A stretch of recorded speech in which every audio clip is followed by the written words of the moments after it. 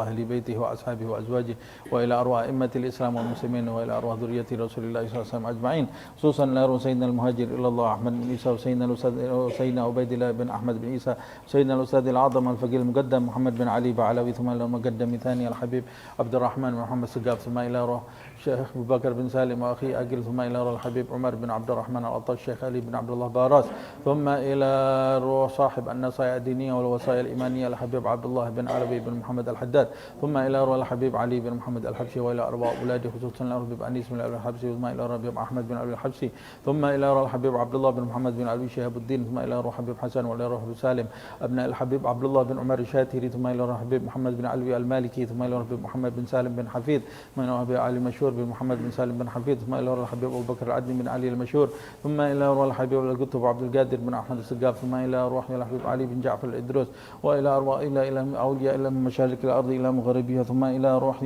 كي هجي أحمد بن كرو علي ثم إلى روح هجة حنيفة بنت هجي زين الدين ثم إلى روح هجي عبد الرحمن بن كي هجي أحمد ثم إلى روح هجي عبد الوهاب بن كي هجي أحمد ثم إلى روح هجة سيتي وردة بنت كي هجي أحمد ثم إلى روح فاطمة بنت كي هجي أحمد ثم إلى روح هجي أحمد دحلان ابن كي هجي أحمد ثم إلى روح مأمون بن كي هجي أحمد ثم إلى روح كي هجي مصطفى بن هجي عبد الهادي ثم إلى روح أخينا عثمان بن هاجي عبد الحامد إلى أرواح أجدادنا وجداتنا وعمامنا وعماتنا وأخوالنا وخالاتنا وإلى أرواح والدينا ووالديكم وأمواتنا وأمواتكم أجمعين وأصولهم وفروعهم أن الله يتغشاهم بالرحمة والمغفرة أن الله يعلي درجاتهم في الجنة ويكثر من مثوبتهم ويضاعف حسناتهم ويحفظنا بجاههم وينفعنا بهم ويعيد علينا من بركاتهم وأسرارهم وأنوارهم وعلومهم ونفحاتهم في الدين والدنيا والآخرة وأن الله يرزقنا علما نافعا وقلبا خاشعا ورزقا واسعا وعملا متقبلا وأن الله يحفظنا يحفظ أولادنا يحفظ بناتنا يحفظ أصحابنا يحفظ جميع أمة سيدنا محمد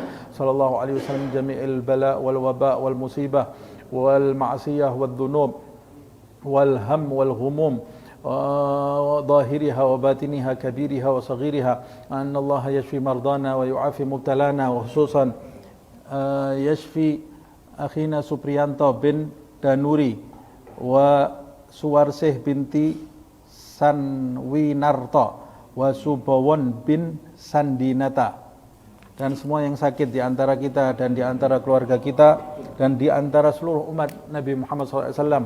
Semoga segera diberi kesembuhan yang sempurna. Ya Syafi, Ya Syafi, Ya Syafi. La shifa illa shifa'uk shifa'an la yughadiru saqaman wala alama. Ya Kafi, Ya Wafi, Ya Hamid, Ya Majid. Irfa' anhum kulla ta'abin shadid. Waqfihim minal haddi wal hadid wal maradi shadid wal jaysil adid. Waj'alhum nuran min nurik wa izzan min izzik wa nusran min nasrik. ونصر من يا ذا الجلال والإكرام والمواهب العظام ثم أن الله يفتح علينا فتوح العارفين فتوح المطلق فتوح المبين ويطول أعمارنا في صحة وعافية ويختم لنا بالحسنى وهو راض عنا مع اللطف والعافية بلا بلاء ولا بلوى وإلى حضرة النبي محمد صلى الله عليه وسلم بسر الفاتحة.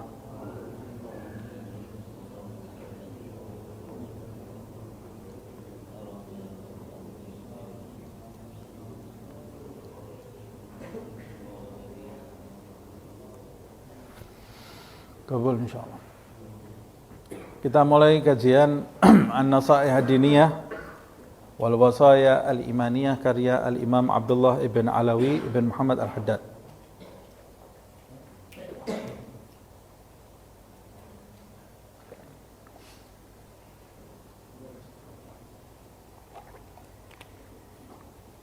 Bismillahirrahmanirrahim. Alhamdulillahirabbil alamin. Allahumma salli wa sallim ala Sayyidina Muhammad wa ala ali Sayyidina Muhammad. Nawayna ta'allum wa ta'alim wa tadhakkur wa tadhkir wa naf'a wal intifa' wal ifadah wal istifadah wal hath ala tamassuk bi kitabillah wa sunnati rasulih wa du'a ila al-huda wa dalalah ala al-khair ibtigha'a wajhillah wa mardatih wa qurbih wa thawabihi subhanahu wa ta'ala. Terakhir pembahasan kita sampai di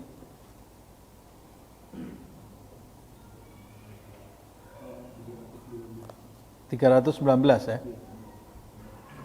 Wasyubuhat itu. Paragraf pertama. Paragraf kedua ya. Baik, pada pertemuan yang lalu kita telah membahas apa itu halal, apa itu haram dan apakah syubhat itu. yang disebutkan di dalam hadis manittaqa asyubuhati faqad istabra'a lidinihi wa irdihi wa man waqa'a fi syubuhat waqa'a fil haram. Kata Rasulullah SAW, siapa yang menjauhi barang syubhat maka dia telah berlepas tangan untuk agamanya, untuk kehormatan dirinya. Dan siapa yang tergelincir di dalam masalah syubhat, maka sesungguhnya dia telah tergelincir di dalam perbuatan yang diharamkan.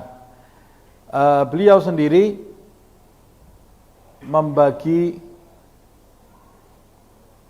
menjelaskan syubhat itu menjadi dua ya di pertemuan yang lalu. Pada intinya syubhat itu adalah segala sesuatu yang meragukan. Itu namanya syubhat. Seperti yang disampaikan di hadis wa bainahuma umurun mutasyabihat. Antara halal dan haram di tengah-tengahnya ada barang yang syubhat, yaitu tidak jelas kehalalannya dan atau tidak jelas keharamannya. Kemudian beliau mengatakan famakana minasyubuhat asluhu al-hil. Barang siapa menemukan barang syubhat yang asal usulnya diketahui halal, ini sesungguhnya barang yang halal, lalu timbul keraguan di dalam dirinya apakah ini haram atau tidak. Dia tahu ini barang halal, tapi dia ragu-ragu ini menjadi haram atau tidak. Maka syubhat yang seperti ini, kata Al-Imam Abdullah bin Al-Haddad, ambil yakinnya. Yang kamu ragu-ragu kan haram, yang yakin bahwa itu halal. Ambil yakinnya barang ini adalah halal. Boleh kamu ambil, walaupun lebih afdol kamu juga meninggalkannya. Tapi sebaliknya, barang siapa yang asal usulnya adalah haram, asal usulnya ini lebih jelas haramnya, tapi timbul keraguan-raguan di dalam diri kamu, kemungkinan ini halal. Yang ragu-ragu halal, tapi yang yakin ini adalah haram. Jelas keharamannya, kemudian terselip di dalam hati kamu, jangan-jangan ini halal. Tapi yang jelas, yang lebih kuat, yang lebih dominan adalah haramnya. Maka ambil yakinnya, tinggalkan yang ragu-ragu. Yang ragu-ragu halal, yang yakin adalah haram. Syubhat yang seperti ini, yang asal usulnya haram, kemudian ragu-ragu akan kehalalannya, syubhat yang seperti ini mutlak harus kamu tinggalkan. Tapi kalau sebaliknya, syubhat yang asal usulnya halal, ini seharusnya halal, cuma kamu ragu-ragu, jangan-jangan ini haram. Umpamanya seperti kita masuk ke sebuah restoran, umpamanya. Masuk ke sebuah restoran, yang kita pesan barangnya adalah barang yang halal, makanannya makanan yang halal, yang jualan muslim, tiba-tiba terselip di dalam diri kita, jangan-jangan ini haram, sebab saya pernah lihat orang itu bla bla bla bla bla, baru katanya. Yang lebih pokok itu halal atau haram? Yang lebih pokok ini adalah halal. Kalau yang lebih pokok itu adalah halal, maka kamu boleh mengambilnya walaupun lebih afdol kamu meninggalkannya. Yang lebih utama kamu meninggalkannya karena sempat terjadi keraguan-raguan di dalam diri kamu. Tapi kalau umpamanya restorannya yang jualan bukan orang muslim, kita tahu di situ jualan juga makanan-makanan yang diharamkan umpamanya. Yang kita pesan makanannya halal, tapi ini halal ini disembelih dengan cara yang halal atau tidak, saya tidak tahu. Lebih berat keharamannya daripada kehalalannya, tapi terselip di dalam diri kita, ada kemungkinan ini halal. Yang seperti ini mutlak kamu harus tinggalkan. Kalau lebih berat haramnya, kamu harus meninggalkannya. Nah,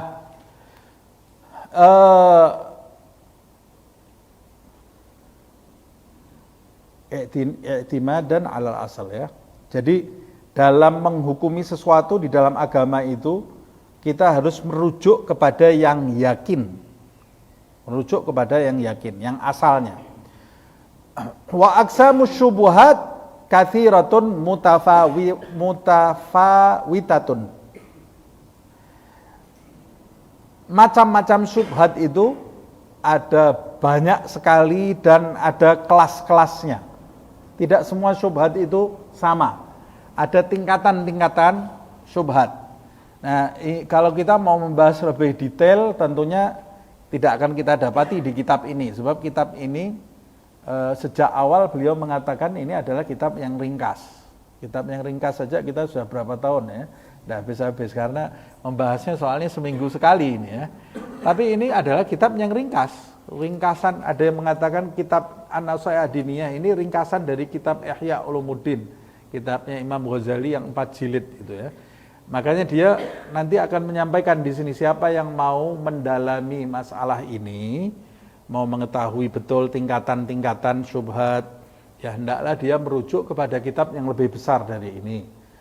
Di antaranya seperti kitab Imam Ghazali di bab halal dan haram di kitab Ihya Ulumuddin ya. Wal wara' an sa'iriha muhimmun muta'akkidun. Ada macam-macam syubhat dan tingkatan-tingkatannya, dan di semua jenis syubhat dan tingkatannya itu kita diperintahkan untuk menyandang sifat wara' dalam menghadapinya. Wara' dalam segala macam bentuk syubhat itu adalah perkara yang dipentingkan di dalam agama, muta'akkidun, dan yang dipastikan. Jangan sampai kita meninggalkannya.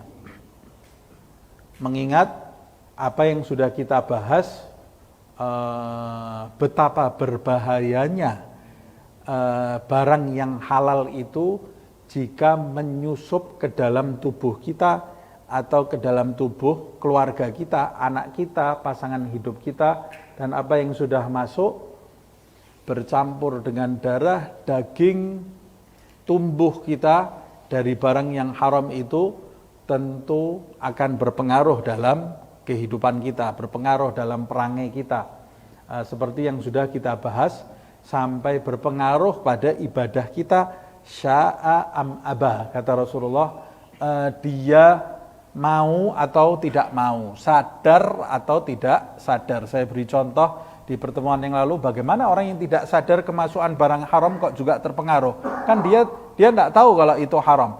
Ya, saya beri contoh, karena itu barang haram yang menyusup ke dalam tubuh itu lebih berbahaya daripada racun fisik. Racun yang fisik itu kalau masuk ke dalam tubuh kita, yang mati, kalaupun mati, yang mati jasad kita, hati kita tidak akan mati. Tapi racun maksiat, racun haram, racun barang haram, kalau masuk ke dalam tubuh kita, yang rusak bukan fisik kita, tapi ruhani kita yang rusak. Hati kita tempat pandangan Allah yang menjadi rusak. Dan siapa yang rusak hatinya, fa'idha fasadat jasadu kulluh, kata Rasulullah SAW. Hati itu kalau sudah rusak, seluruh badannya akan rusak. Artinya badannya akan mengarah kepada hal-hal yang tidak baik. Siapa yang rusak hatinya, maka rusaklah modal yang dia miliki untuk mencapai kebahagiaan nanti di akhirat. Na'udzubillah min dzalik. Nah, makanya ini adalah perkara yang muhim, muta'akkad. Illa makana min dzalika yarji'u ilal waswas wal auham. Nah, kecuali kalau hal-hal yang semacam itu, yaitu kecuali kalau kehati-hatian yang ujung-ujungnya kembali kepada waswas. Waswas atau auham. Auham itu hanya cemas belaka gitu ya, ilusi belaka. Cuma cemas, tidak ada jadi takut sedikit-sedikit takut gitu ya, jadi was-was gitu ya. Karena dia baru baca Nasaihah Diniyah, kemudian ancamannya begitu besar, kemudian dia jadi was-was. Nah, kalau was-was itu tidak masuk dalam sikap wara'. Apa itu was-was itu? Yang membedakan ini tergolong wara', yang ini tergolong was-was dalam menyikapi hal-hal yang syubhat. Yang membedakan adalah definisi dari was-was itu sendiri. Apa sih was-was dan al-auham? Was-was atau waham, dalam bahasa Indonesia juga dikenal waham. Waham itu ilusi saja, bukan sesuatu yang benar gitu ya. Allati la mustanad laha wala sabab yadullu 'alaiha. Yaitu hal-hal yang tidak ada dasarnya dan tidak ada bukti-bukti yang menunjukkan kepada kesyubhatan itu. Tidak ada dasarnya ini syubhat dan tidak ada bukti-bukti yang menunjukkan bahwa ini adalah barang syubhat. Kok kamu timbul syubhat? Itu berarti kamu was-was. Umpama saya makan di rumahnya teman saya. Teman saya kerjanya saya tahu. Kerja dia punya warung di depan rumahnya. Halal berarti lah. Kemudian dia muslim. Dia sholat di masjid bersama saya. Lalu saya datang ke rumahnya, dia nyembelih ayam untuk saya atau nyembelih kambing. Lalu disuguhkan ke saya. Lalu kemudian saya waktu lihat ayam sama kambing itu, tidak perlu sampai seperti itu namanya was-was. Kecuali kalau ditampakkan oleh Allah Subhanahu wa taala tanda-tandanya.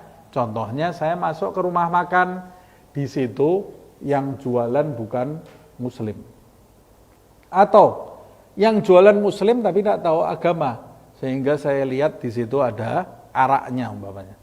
Atau ada di samping dia jualan kambing, dia juga jual untuk orang-orang non-muslim babi. Yang jualan muslim, karena dia tidak tahu agamanya nanti dulu. Atau saya tahu persis orang ini kalau masak dicampur arak putih, tahu arak putih? Itu tidak boleh, haram juga itu ya. Nasi goreng arak putih, daging dikasih arak putih katanya biar empuk. Boleh atau tidak? Tidak boleh, haram. Loh itu kan araknya warnanya putih, arak warna apapun kita tidak boleh makan. Putih kan Islam, Ustaz, putih tidak ada arak putih terus Islam. Tidak, walaupun itu arak putih tidak boleh. Loh yang jualan muslim loh Ustaz, walaupun muslim. Loh yang jualan sholat 5 waktu ya, berarti dia tidak pernah belajar, berarti tidak tahu. Kalau kamu sudah tahu kabar, ada kabar yang otentik, bukan dari broadcast ya. Kabar yang otentik. Ini kalau masak pakai arak putih. Nah, itu timbul tanda-tanda kamu boleh menandai, boleh berhati-hati di warung itu.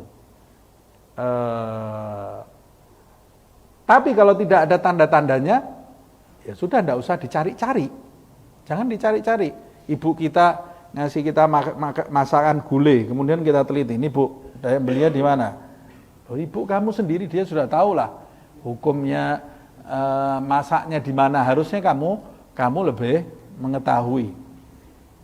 Nah, kalau tidak ada dasarnya dan tidak ada sebab-sebab atau alasan-alasan yang menunjukkan atas kesyubhatan barang itu, lalu timbul di dalam diri itu lintasan keraguan, maka keraguan itu disebut was atau auham.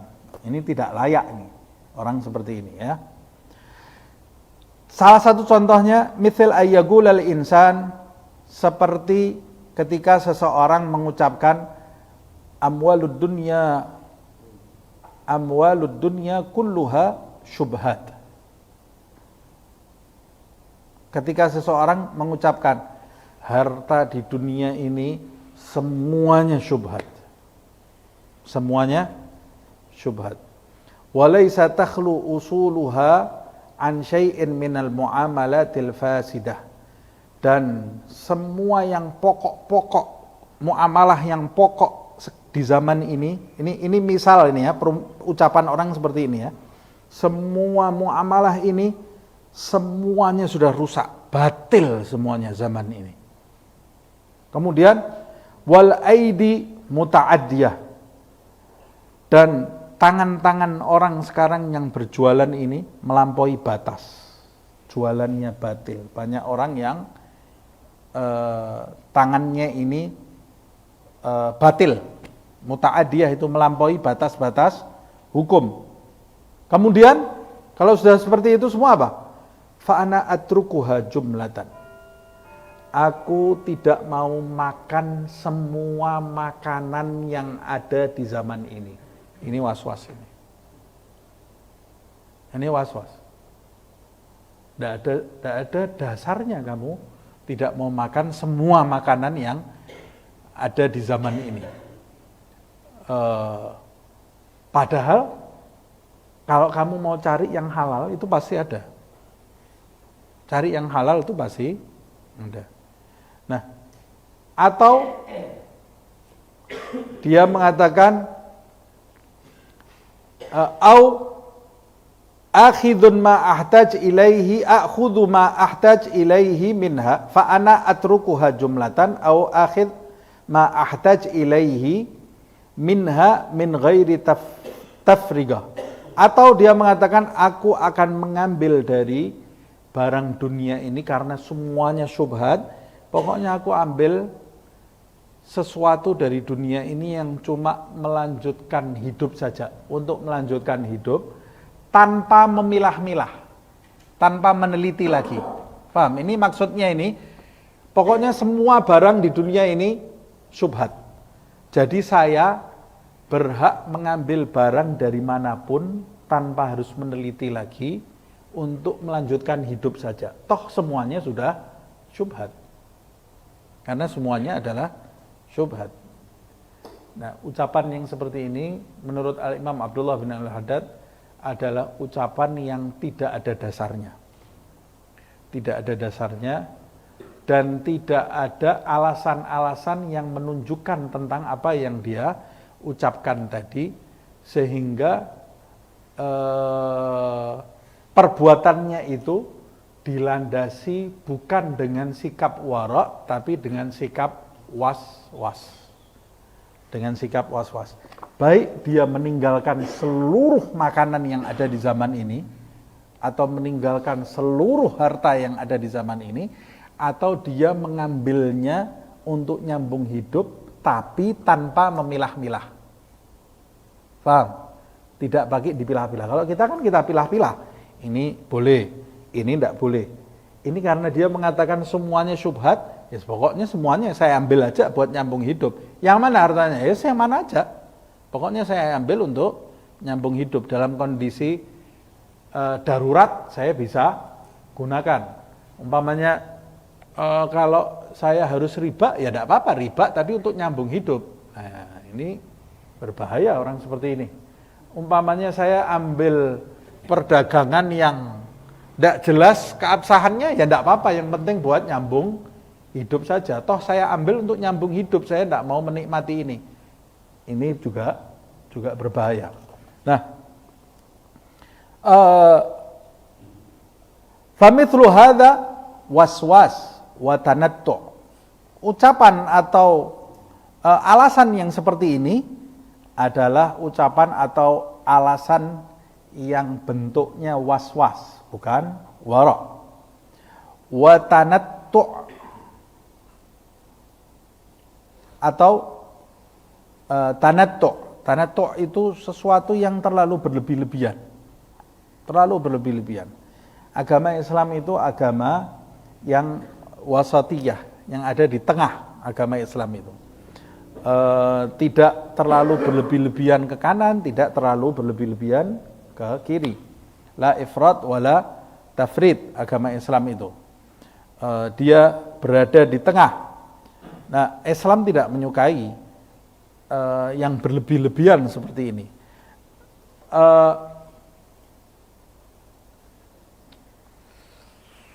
Islam itu agama yang tengah. Islam tidak suka orang gegabah dalam mencari nafkah. Islam juga tidak suka orang yang terlalu was-was dalam mencari nafkah sampai dia tidak bisa mencari nafkah. Tapi Islam itu wari' atau warok, berhati-hati dalam mencari nafkah. Itu Islam, ya, ada di tengah-tengah. Islam tidak suka orang pelit sama sekali, tidak mengeluarkan hartanya. Islam juga tidak menyukai orang boros, mengeluarkan hartanya semua dikeluarkan sehingga tidak memperhatikan kondisi dirinya termasuk hak keluarganya tidak dia perhatikan. Tapi Islam itu suka kalau kita punya sikap dermawan. Dermawan pada tempatnya. Dan begitu di dalam segala hal di dalam Islam ini. Islam tidak suka kita ini menjadi pengecut. Islam juga tidak suka kita ini menjadi orang yang lepas kontrol. Kalau marah membabi buta. Islam itu menyukai kita ini sabar. Menyukai kita ini sabar. Orang sabar itu apa sih?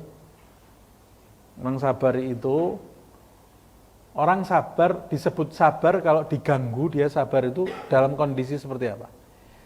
Orang yang sabar ketika diganggu orang lain itu adalah orang yang bisa membalas tapi dia memilih bersabar. Kalau membalas dia bisa, tapi dia pilih diam, tidak membalas. Itu namanya orang sabar. Orang sabar itu bukan orang yang takut membalas. Ada orang badannya kecil ya, badannya kecil, terus dimaki sama orang badannya besar. Dimaki, terus dia diam, tidak jawab. Terus kita tanya, kenapa kamu tidak jawab? Saya sabar. Sabar apa? Kamu takut, bukan sabar itu namanya. Itu namanya kamu takut, bukan sabar. Orang sabar itu orang badannya besar, kuat, dimaki-maki orang dia senyum. Nah ini orang sabar ini ya. Tapi kalau ada orang badannya kecil, dimaki-maki orang diem, kita jangan terus suudon dia itu takut. Kadang-kadang kan orang kecil tuh berani juga gitu ya. Nah, itu cuma sebagai contoh aja, sebagai contoh. Kayak Habib Anis dia bilang, orang zuhud itu apa sih? Lihat ini. Contoh ini ya, orang zuhud itu apa? Orang zuhud itu orang kaya, punya harta, tapi hartanya tidak ada di dalam hatinya. Keluar, didermakan ke banyak orang. Ini orang zuhud. Kalau orang tidak punya apa-apa, miskin, terus dia mau zuhud dari apa? Dia tidak punya apa-apa kok. Dia ini tidak punya apa-apa, dia ini mau menjauhi apa? Di dalam hatinya, tidak ada apa-apa, tidak ada barangnya. Tapi jangan juga kita, kemudian kalau lihat orang miskin, ini bukan orang zuhud ini. Enggak, belum tentu juga. Ya bisa jadi itu hanya sekedar contoh ya, sekedar contoh. Tapi yang terlihat zuhud supaya persepsi orang itu jangan melihat orang zuhud itu pasti harus miskin, enggak punya apa-apa. Enggak. Orang zuhud itu kebanyakan orang zuhud adalah orang yang kalau dia mau kaya dia bisa, tapi dia memilih hidup sehari kenyang, sehari lapar seperti Nabi Muhammad SAW. Nabi Muhammad SAW itu emas sebesar gunung menawarkan diri untuk dimiliki Rasulullah SAW. Kata Rasulullah, aku tolak, aku memilih sehari kenyang, sehari lapar. Tapi kalau kita tidak ditawari emas itu memang nasib. Nasib. Jangan bilang kita, saya zuhud, saya memang nasib. Kamu kalau emas datang, jangankan segunung, sejentik aja kamu sudah girangnya luar biasa nih ya. Nah, kalau Rasulullah memang pilihan dia memilih hidup sederhana. Kalau hidup kita seperti ini memang nasib. Kalau ditanya di dalam hatinya setiap hari nangis, ya Allah kapan rezekinya tambah ini ya. Kalau di depan orang, ya Allah saya zuhud dari mana? Nah itu kita harus tahu itu ya bedanya. Nah Islam itu tidak menyukai tanattu. Wa qad qala alaihi salatu wassalam, Rasulullah SAW bersabda, halakal mutanatti'un, celaka orang yang over, berlebih-lebihan. Apa itu? Kalau sekarang bilangnya apa? Lebay. Celaka orang yang lebay gitu ya. Orang yang over dalam segala hal. Orang yang over dalam agamanya. terlalu lebay dalam agamanya, sampai akhirnya dia itu menyusahkan dirinya sendiri. Allah itu maunya kamu di tengah-tengah, kamu terlalu berlebih-lebihan sampai kamu menyusahkan diri kamu sendiri. Allah tidak memerintahkan kamu seperti itu. Sama seperti sahabatnya Rasulullah SAW. Suatu ketika Allah Subhanahu wa Ta'ala waktu mewajibkan Ramadan kepada Nabi Muhammad SAW dan para sahabat itu diantaranya Sayyidina Umar ibn al-Khattab. Para sahabat itu karena memandang bulan Ramadan itu sangat mulia sekali, sampai kemudian mereka itu memutuskan di malam hari pun mereka tidak mau mendatangi pasangan-pasangan mereka. Di malam hari pun saya tidak mau mengumpuli istri saya. Kenapa? Sebab mereka memandang Ramadan ini bulan mulia, tidak pantas saya melakukan perbuatan memenuhi syahwat saya. Padahal Allah tidak memerintahkan itu, Allah membolehkan gitu ya. Nah ini terlalu berlebih-lebihan ini. Akhirnya mereka semua berjanji semua masing-masing, termasuk Sayyidina Umar. Keesokan harinya yang pertama kali ngadu ke Rasulullah Sayyidina Umar. Ya Rasulullah, celaka saya, kata Sayyidina Umar. Apa yang kau lakukan, kata Rasulullah? Tadi saya ini berjanji di bulan Ramadan ini saya tidak mau mendatangi istri saya, tapi tadi malam saya mendatangi istri saya. Sayyidina Umar setelah ngomong seperti itu, sahabat yang lain di belakang mengatakan, kami juga ya Rasulullah. Jadi yang paling berani itu terus terang itu Sayyidina Umar, yang lain kami juga ya Rasulullah. Padahal Allah tidak melarang. Sampai kemudian turun ayat itu yang menjelaskan, alimallah annakum takhtanuna anfusakum fataba alaikum fal'ana bashiruhunna. Kata Allah Subhanahu wa taala, Allah ini sudah tahu sejak awal, sebelum kamu lapor ke Rasulullah SAW, Allah sudah tahu kalian itu pasti akan mengkhianati diri kalian sendiri. Takhtanuna anfusakum.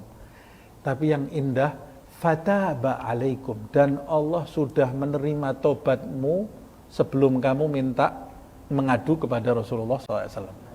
Karena cintanya Allah kepada para sahabat Nabi Muhammad SAW. Ya. Jadi Allah tahu mereka ini membuat janji sendiri, tapi janjinya itu lebay, terlalu berlebih-lebihan. Sudahlah, tidak usah berlebih-lebihan dalam beragama. Jalani apa adanya saja. Kalau kamu jalani serius, kamu nanti akan mencapai kedudukan di sisi Allah Subhanahu wa taala. Yang wajib jadi bilang itu wajib, yang sunnah jangan dijadikan wajib. Yang sunnah itu sunnah, bukan wajib. Jangan nanti kita lihat ada orang tidak puasa hari Senin, astagfirullahaladzim. Hari Senin makan minum.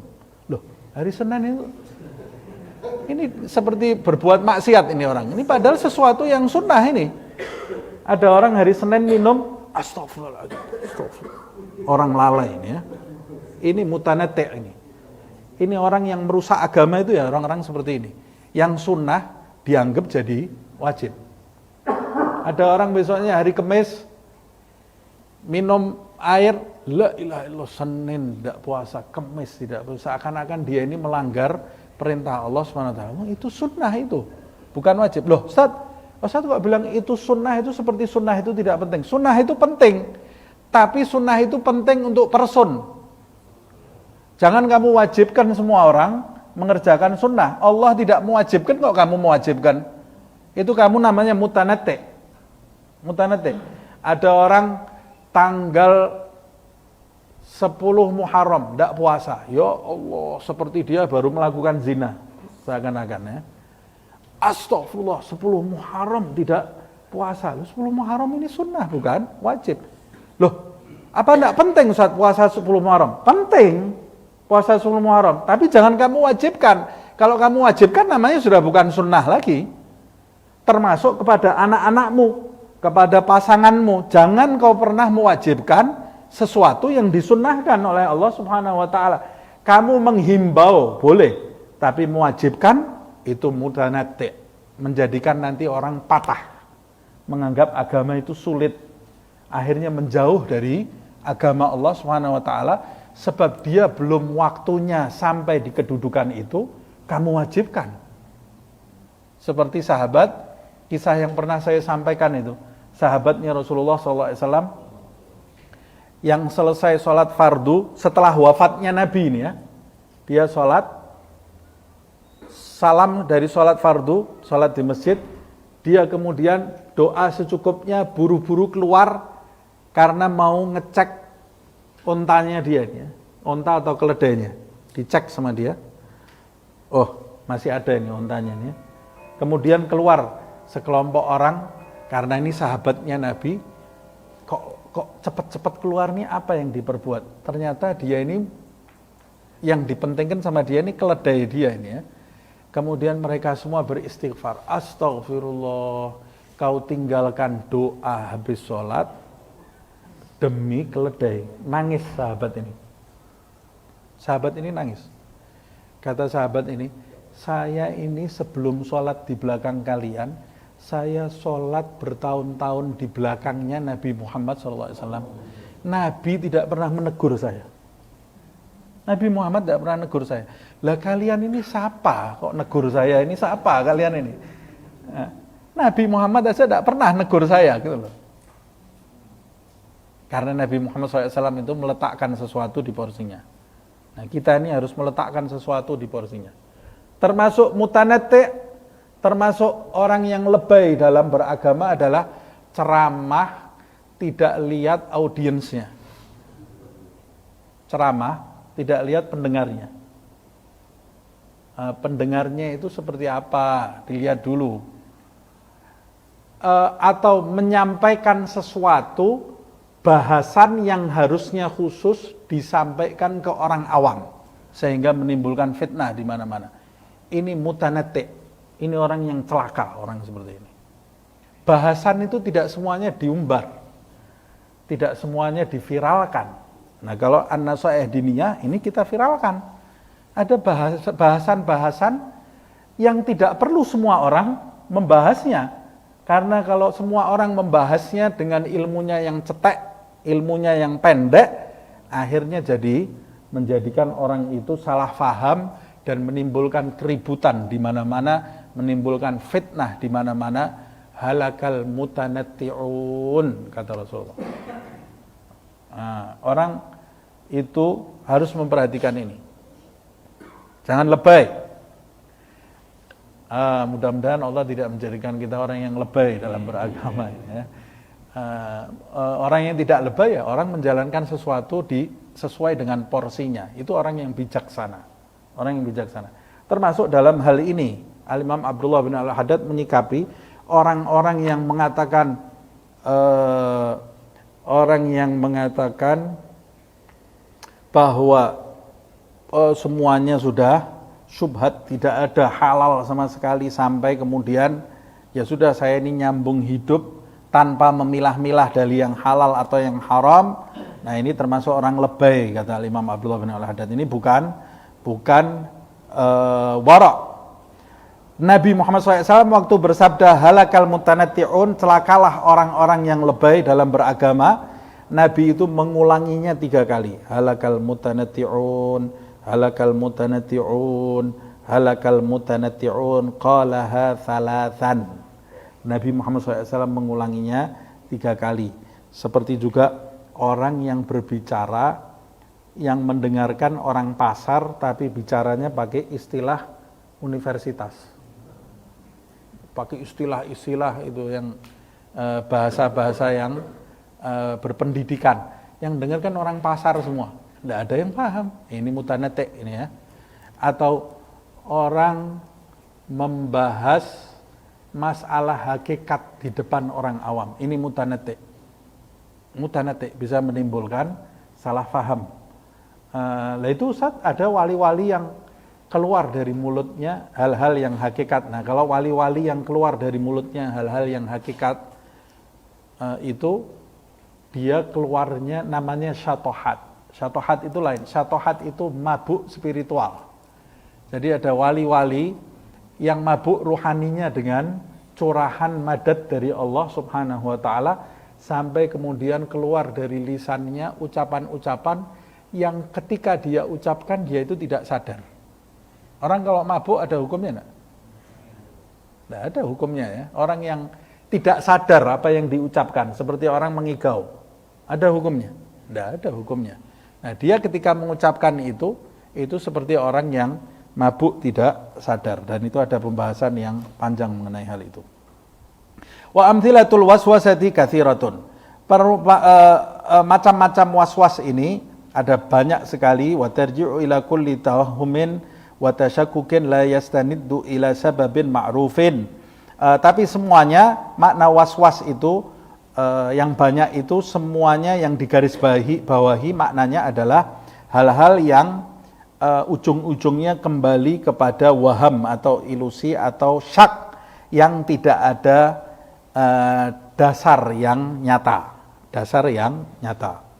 Jadi hanya ilusi saja atau cemas saja tanpa ada dasar. Ini bukan wara', tapi ini adalah waswas. Wala yanbaghi lil insan ayyaqul, tidaklah pantas seorang manusia itu berkata, ma bagi fid dunya minal halal syai'un ya'dzuru bika nafsuhu fi tarkil wara' wal ihtiyat. Tidak pantas ada ucapan orang yang mengatakan di dunia ini sudah tidak ada yang halal. Tidak ada yang halal. Jadi kita boleh meninggalkan sikap wara' dan ihtiyat. Enaknya tuh. Sudah tidak ada yang halal. Kamu mau wara' dari mana? Kamu kalau wara', ini ada orang sekarang. Kamu mau wara' dari mana? Kamu kalau wara', zaman sekarang kamu wara', tidak makan kamu. Kamu tidak bisa makan. Karena di dunia ini sudah tidak ada yang halal. Kalau kamu hati-hati dalam cari nafkah, ya kamu tidak makan. Jadi bagaimana? Ya sudah, tinggalkan aja, tidak usah pakai wara'. Yang penting kan kita niatnya baik. Niat baik kok makan seenaknya itu tidak mungkin itu ya. Yang penting kan saya nyambung hidup. Lah nyambung hidup dari mana? Itu yang penting.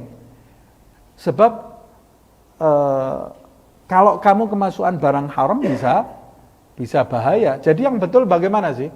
Yang betul kamu ini tetap diperintahkan di zaman manapun kamu hidup, di negeri manapun kamu tinggal, kamu tetap diperintahkan mencari barang yang halal. Loh, di tempat ini tidak ada barang halal, tahu dari mana? Tidak mungkin. Tidak ada barang yang halal itu tidak mungkin. Barang yang halal itu pasti selalu berdampingan dengan barang yang haram. Tidak ada di dunia ini gelap terus, tidak ada terang terus. Pasti gelap itu akan selalu bersanding dengan terang. Di dunia ini selalu pasangan. Ada yang gelap, ada terang. Ada yang hak, ada yang batil. Ada yang haram, pasti ada yang halal. Tinggal kamu mau nyari yang halal atau tidak. Jadi ucapan ini tidak ada dasarnya juga. Fa inna dzalika qaulun fasidun. Ucapan yang seperti ini adalah ucapan yang batil, yang rusak. Apa ucapannya tadi? Di dunia ini tidak ada barang yang halal lagi, maka ini darurat. Kita boleh tidak mengambil sikap wara' di zaman ini, karena sekarang ini sudah tidak ada yang halal, sudah tidak ada cari barang halal. Jadi kita tidak perlu berhati-hati lagi. Ucapan seperti ini adalah ucapan yang tidak benar, ucapan yang fasid, ucapan yang rusak, ucapan yang batil. Qala al-Imamu Al-Ghazali rahimahullahu taala, Hujjatul Islam Al-Imam Al-Ghazali, semoga Allah merahmatinya, dia berkata, al-halal bayyinun wal haramu bayyinun kama qala alaihi salatu wassalam. Yang halal itu jelas, yang haram itu jelas, kata Imam Ghazali. Seperti yang disabdakan oleh Rasulullah SAW. Ucapan ini, wadzalika fi zamanihi alaihi salam. Pada waktu Rasul mengucapkan hal ini, ucapan itu disabdakan oleh Rasul di zamannya Nabi Muhammad SAW. Wa kadzalika yakunu fi kulli zamanin. Dan ucapan ini tetap berlaku di setiap zaman. Karena Islam ini syariat yang sempurna. Andai kata tiba umpamanya suatu masa tidak ada barang halal lagi, semuanya haram, pasti Nabi Muhammad SAW sudah memberikan kepada kita ini tata cara bagaimana menghadapi zaman itu. Tapi ternyata ucapan Nabi ini ya cuma satu ini, innal halal bayyinun wa innal haram bayyinun. Yang halal itu jelas, yang haram itu juga jelas. Walaupun di dalam sebuah riwayat disebutkan nanti di akhir zaman tidak ada satu orang pun yang selamat dari debunya syubhat. Itu zaman kita ini ya. Tapi debunya syubhat, bukan syubhatnya secara langsung ya. Tapi debunya karena harta nafkah yang kita terima itu perputarannya pasti sudah masuk ke perputaran yang aneh-aneh juga. Tapi kan transaksi kita dengan orang itu yang penting adalah transaksi yang dihalalkan di dalam syariat. Gitu ya. Nah kita pasti pembahasan seperti ini nanti akan panjang lebar. Gitu ya. Tapi dia mengatakan Imam Ghazali, wa kadzalika yakunu fi kulli zaman. Tapi ucapan Nabi ini juga berlaku di sepanjang zaman. Wa innama takhtaliful azminatu fi gillatil halali wa kathratihi bi ikhtilafi salahil azminati wa fasadiha. Berarti kalau begitu halal itu pasti ada di setiap zaman. Kalau ucapan Nabi ini diterapkan di setiap zaman, berarti maknanya di setiap zaman itu pasti ada yang halal, yang jelas kehalalannya, dan pasti juga ada yang haram, yang jelas keharamannya. Nah, yang kemungkinan berbeda, kata Imam Ghazali, kemungkinan berbeda dari zamannya Nabi, itu adalah takhtaliful azbinah fi gillatil halal wa kathratihi. Perbedaannya itu terjadi kadar halal dan kadar haramnya di setiap zaman. Boleh jadi di masa Nabi itu ada periode halal itu sedikit dan haram itu banyak kadarnya gitu ya. Karena pada waktu Nabi lahir kan masa jahiliyah.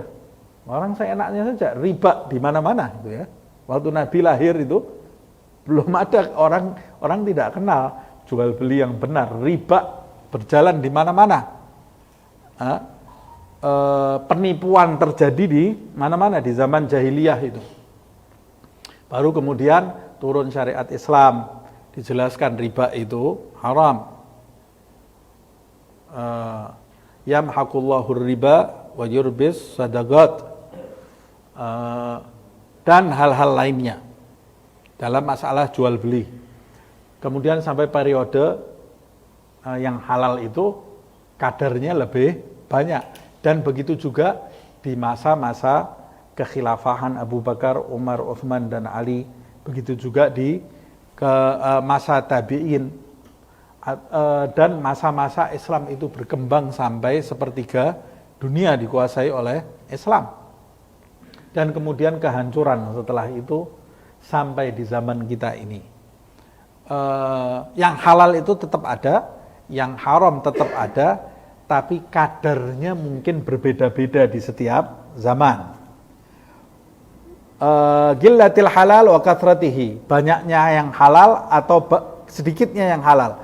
Biikhtilaf salahil azminah wa fasadiyah, itu kadar itu berbeda-beda sesuai dengan perbaikan atau kerusakan yang ada di dalam suatu zaman.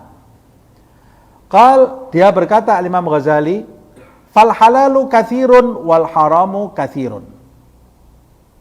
Nah, yang halal itu ada banyak, yang haram itu juga ada banyak. Walaisal haram bil aktsar, tapi pasti jumlah yang haram itu tidak lebih banyak. Yang halal itu banyak, yang haram banyak, tapi pasti jumlah yang haram itu tidak lebih banyak. Jadi yang terjadi perbedaan, saya tadi salah tadi ya. Jadi yang terjadi perbedaan di setiap zaman itu banyak dan sedikitnya barang halal. Tapi di setiap zaman itu barang halal itu banyak atau barang halal itu sedikit, barang haram itu jumlahnya pasti masih lebih sedikit dibanding barang yang halal. Yang halal itu pasti masih lebih banyak. Nah, dalilnya dari ucapan Imam Ghazali ini, walaisal haramu bil aktsar. Yang haram itu tidak pernah lebih banyak. Walabud fi kulli zamanin min wujudi al-aqsamits tsalatsa. Dan di setiap zaman itu pasti terdapat 3 macam hukum ini. Apa itu? Al-halal, wal haram, wasyubhat. Pasti itu di setiap zaman. Dari masanya Nabi Muhammad saja Rasulullah sudah mengatakan wa bainahuma umurun mutasyabihat. Di antara halal dan haram itu ada barang syubhat, Nabi masih hidup. Nah, dan di setiap zaman 3 hal ini pasti ada terus. Ada yang halal, ada haram, ada syubhat. Dan cara menanggapinya, cara menghadapinya ya sama di setiap zaman. Cara menanggapinya dan menghadapinya sama. Ala wafqi ma akhbar bihi Rasulullah SAW fi qaulihi al-halal bayin, ini sesuai dengan apa yang dikabarkan oleh Rasulullah SAW di dalam hadisnya al-halal bayinun ila akhiril hadis, sampai di akhir hadis. Intaha kalamuhu rahimahullah, bima'na selesailah ucapan dari Imam Ghazali ini, semoga Allah merahmatinya sesuai dengan makna dari ucapannya. Tsumma i'lamu rahimakumullah, lalu ketahuilah semoga Allah merahmati kalian semua. Anna qad nabahna 'ala syubuhat bima qaddamnahu fiha minal kalamil mujmal al-wajiz. Kami, kata Imam Abdullah bin Al-Haddad, telah memberikan peringatan kepada kalian tentang hal-hal yang syubhat. Sudah kami berikan kepada kalian di bab ini dengan al-kalam al-mujmal al-wajiz, dengan tulisan atau pembahasan yang ringkas, kata beliau. Waqad atal al-kalam fiha, dan hal pembahasan seperti ini telah menjadi panjang, padahal kami itu dari awal mau membahasnya secara ringkas, tapi kami agak memperpanjang sedikit, kata beliau. Wa fi tafasili aqsamiha, dan perincian mengenai bagian-bagian dalam hukum ini, halal, haram, dan syubhat itu, perinciannya sudah dirincikan oleh Hujjatul Islam. Oh, enggak, ini salah saya. Waqad atal al-kalam fiha, telah membahas panjang lebar tentang hal-hal ini dan merincikan 3 bagian tadi, halal, haram, dan syubhat itu. Siapa yang telah membahas panjang lebar dan merincikan? Hujjatul Islam, Imam Ghazali, fi kitab al-halal wal haram minal ihya, di dalam bab halal dan haram di kitab beliau yang fenomenal, al-ihya ulumuddin. Faman arada syifa al-ghalil, siapa yang menginginkan obat dari keinginannya itu untuk mendapatkan penjelasan yang secara rinci fidzalika, mengenai hal ini, fa'alaihi bil kitab al-madhkur, maka hendaklah dia membaca kitab yang tersebut, yaitu bab halal dan haram di kitab Ihya. Faqad dzakara ba'dul ulama rahimahumullah, sebagian ulama, semoga Allah merahmati mereka, telah mengatakan annahu lam yu'allaf fil Islam mithla dzalikal kitab. Sebagian ulama mengatakan tidak ada kitab yang disusun seperti kitab tersebut, yaitu kitab Ihya Ulumuddin. Termasuk pembahasannya mengenai halal dan haram. Tidak ada kitab yang disusun seperti kitab Ihya Ulumuddin. Jadi kitab Ihya Ulumuddin ini kitab yang luar biasa, ya. Jadi seyogyanya kita tidak meninggalkan kitab ini, karena para ulama saja sampai mengatakan kitab Ihya ini tidak ada kitab yang ditulis seperti kitab ini. Termasuk beliau sendiri Al-Imam Abdullah bin Al-Haddad, dia mengatakan gara'nal kutub fil masyarik wal magharib walam ajid kitab mithil Ihya Ulumuddin. Habib Abdullah Al-Haddad sendiri dia mengatakan, aku telah melalap habis kitab yang ada di belahan bumi timur dan belahan bumi barat. Padahal beliau itu buta dari umur 4 tahun. Buta loh ya. Tapi dia telah melalap habis, dia mengatakan. Kita melek aja satu buku tidak tamat-tamat ya. Malas baca. Ini beliau ini dari usia kecil tidak bisa melihat matanya ya. Diuji oleh Allah Subhanahu wa taala. Kata beliau, aku telah melalap habis kitab di belahan bumi timur dan belahan bumi barat, dan seluruh kitab, dari seluruh kitab yang aku baca itu tidak ada kitab yang sehebat Ihya Ulumuddin, kata beliau.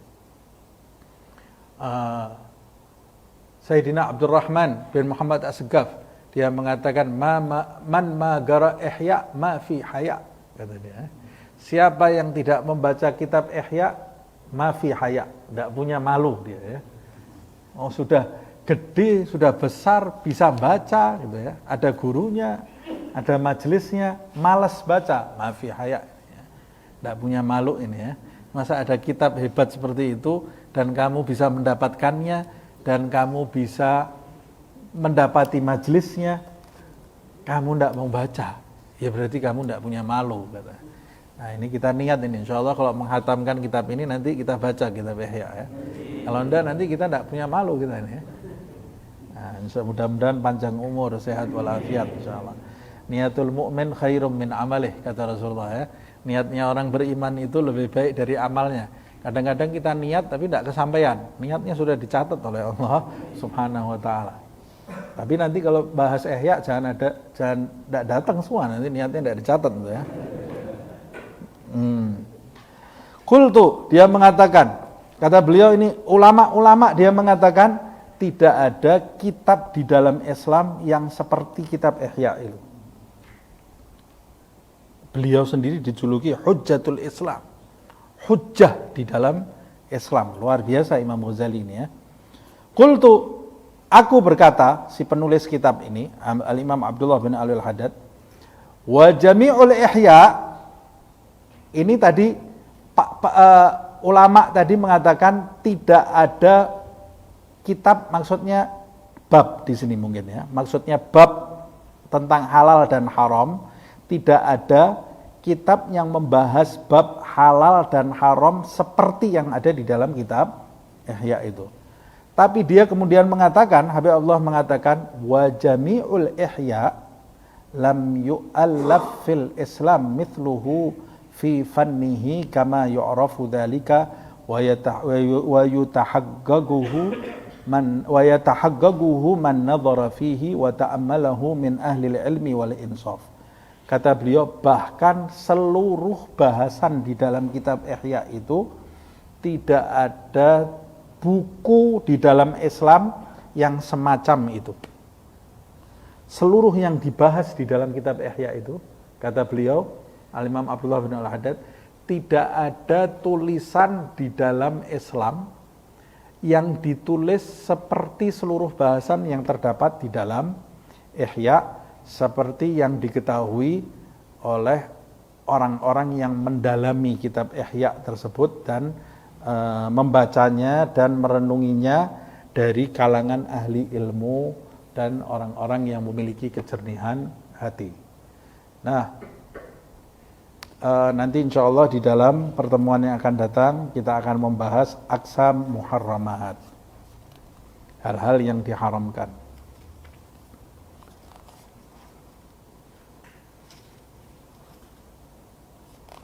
Ya, wallahu a'lam bishawab. Tadi juga mulainya jam 8 kurang ya. Wallahu a'lam bishawab.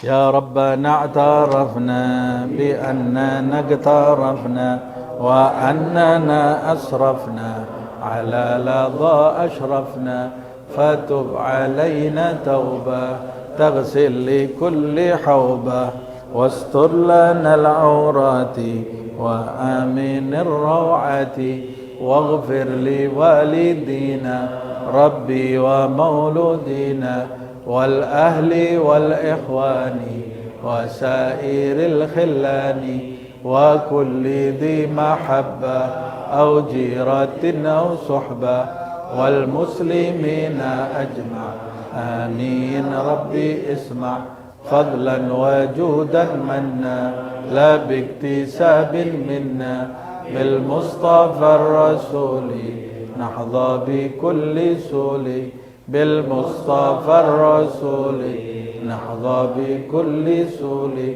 بالمصطفى الرسول نحظى بكل سول صلى وسلم ربي عليه عد الحب وآله والصحب عداد طش الصحب والحمد للإله في البدء والثناء سبحانك اللهم وبحمدك أشهد أن لا إله إلا أنت أستغفرك وأتوب إليك سبحان ربك رب العزة عما يصفون وسلام على المرسلين والحمد لله رب العالمين.